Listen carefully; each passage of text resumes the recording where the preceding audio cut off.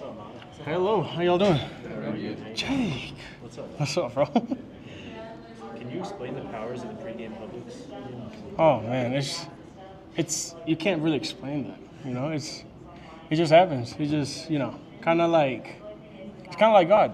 No, I can't. No, never mind. no, nothing's like God. But it's just that tradition that we started back in Florida, and it's just it's great. It's great. What all is on that sandwich? Oh, it's chicken tenders with buffalo sauce, chipotle mayo, provolone, toasted, and sometimes I put cucumber and lettuce. Sometimes. You haven't had any field goal opportunities the last couple of weeks. But how are you doing as far as like keeping yourself ready and make sure you're good to go for this Friday? Well, I always prefer PATs over field goals because that just means we're doing good on offense. But yeah, I've always said like the longer I'm on the field, the better we're doing. And honestly, it's just practice. I'm obviously staying warm on field goal just because you never know what week it's gonna come. Do you have any tricks to keep them warm on the sideline? Is it like hand warmers or? Oh yeah, we have like those little burners, and I just stick my hands in front, and and then the second we go out, I run out like this, and then I'm like, okay, let's go.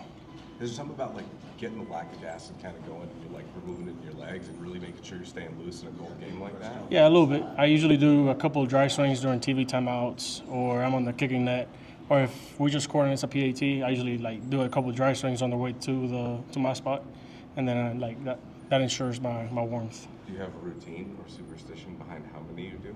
The only superstition I have this season is my hair. Your hair. What is it? So I haven't gotten a single haircut all season. Last haircut I got was like media day for fall camp. Okay. And like I'm just following behind the story in the Bible of Samson.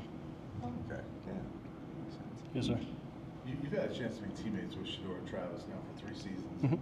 They're obviously two of the biggest stars in college football. Can you talk about what it's been like being teammates with them, and also what type of teammates they've been? Oh, they're amazing guys. On and off the field, what you see on the camera with Bucky and Darius and all of them is exactly how they are in like off the cameras.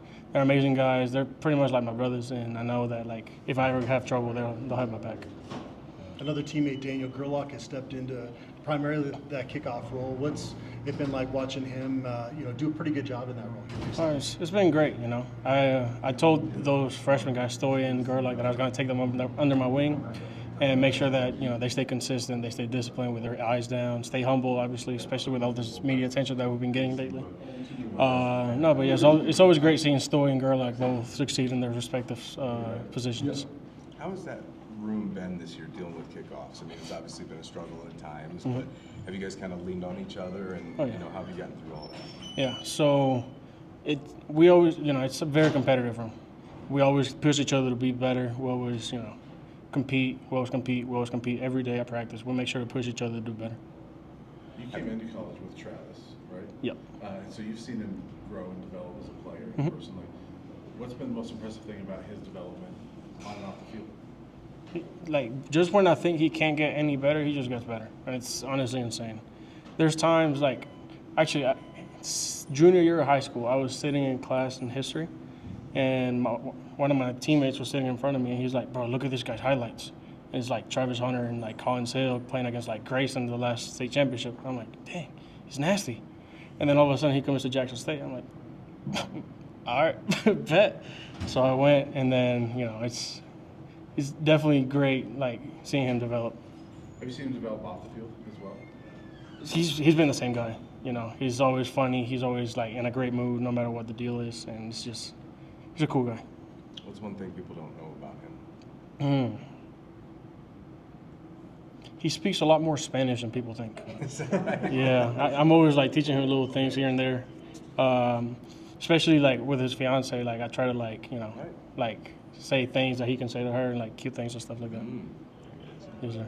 Got to put him on. Yeah, no, I can. It's fact. Teammate. Yeah, trying to be. What's your favorite Thanksgiving dish?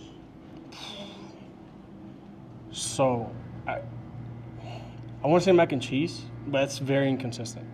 So I'm probably have to say mashed potatoes, just because it's always smooth, it's always buttery, it's always like it's the one thing that will stay consistent. I'll take a bad mashed potatoes over a bad mac and cheese, but I'll take a good mac and cheese over a good mashed potatoes. obviously the job for you guys starts on Friday, but Coach Prime said that he has no interest in really watching what else happens on Saturday. Will you sit down and watch the rest of the games and see what happens around the conference? Well, yeah, my dad's gonna be in town, and it's just tradition to watch either the next day, watch the NFL, or, for example, when we played on Thursday, he stayed the weekend and we watched both Friday and Saturday games. It's just tradition at that point. Speaking of tradition, Mata, after you kick, Coach Prime always gives you a hug and tells you something in your ear. Mm-hmm. Has that been the same message every time? It alternates between like 3 or 4. It's always either "ta," "love you, boy," or "keep going." So it's great. Or sometimes he doesn't even say anything, to be honest. But the hug is all I need. What does it mean that he has just constantly always had your back and showed you love? I mean, we've been around a lot of head coaches. Yeah.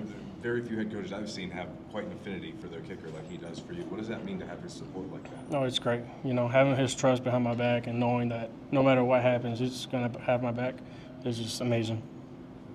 We just talked to Mark, obviously his last game or last home game. Just what's it been like being his teammate? What have you learned from him over the last 2 years? Consistency and perfection. He holds himself to a very high standard, which is something I respect about him. And I want to make sure that, when he leaves for the NFL this year, I want to keep that standard up with the next guys coming in. What do you think about Shiloh Sanders? Very interesting guy. Very interesting guy. I'll leave it at that. But he's funny and very interesting. You've known me for a long time, too. I have known you for a long time.